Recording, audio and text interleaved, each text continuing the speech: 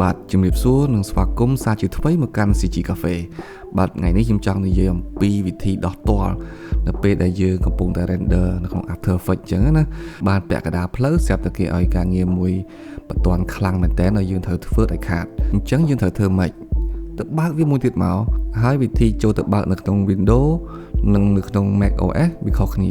អញ្ចឹងខ្ញុំត្រូវបង្ហាញពីវិធីបើកក្នុង Windows ម៉េចហើយវិធីចូលទៅបើកក្នុង Mac ហ្នឹងយ៉ាងម៉េចអូខេអញ្ចឹងតោះចាប់ផ្ដើម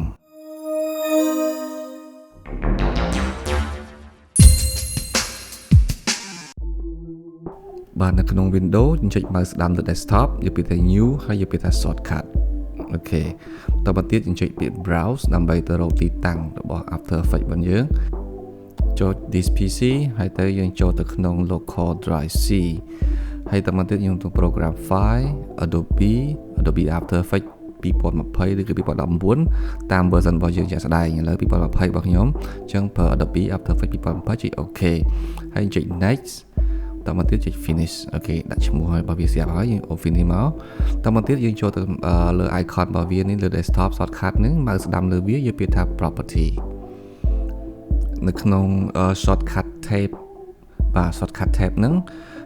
តោះចំណុច target កន្លែងឈ្មោះមួយខ្សែហ្នឹងយើងចុចនៅលើអាចុងនេះមកណាដាក់ចុងហើយចុច space មួយតមកវាយសត tray ហើយស m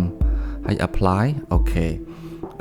ចប់បាត់ហើយយើងអាចបើកវាបានហើយឥឡូវយើងទៅមើលរបស់យើងនេះគឺយើងមានមួយអូខេអញ្ចឹងចុចពីរដងលើវាមកដើម្បីបើកមួយទៀត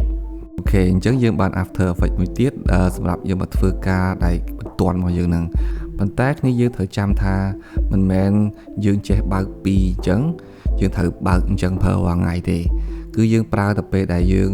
ចាំបាច់ដូចជាពេលពងជាប់ render អីចឹងទេព្រោះអី After Effects គឺវាប្រើ resource របស់ម៉ាស៊ីនយើងខ្លាំងមែនតើអូខេវាប្រើ RAM ប្រើ CPU VGA អីចឹងទៅអញ្ចឹង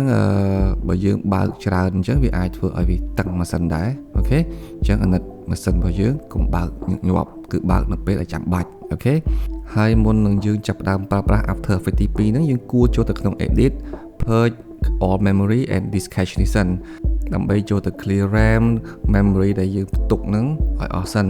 អញ្ចឹងក៏វាធូរមកកម្រិតដែរបាទនៅក្នុង Mac OS គឺយើងចូលទៅក្នុង application ជាពាក្យថា Adobe After Effects 2020ហើយ Adobe After Effects 2020នេះ right click លើវាយកពាក្យថា show package content ដើម្បីចូលទៅក្នុង content របស់វាចុចលើ content មកទៀតចូលទៅក្នុង Mac OS ហើយមកស្ដាំនៅលើ After Effects មកចូលពាក្យថា open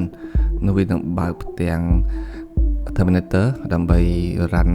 After Effects របស់យើងនៅផ្ទាំង Windows មួយទៀតអូខេអញ្ចឹងយើងបាន After Effects 2ដែលមាន version ដូចគ្នាបើកក្នុងពេលតែមួយបាទអញ្ចឹងសូមអរគុណជួបគ្នាក្នុងវីដេអូក្រោយ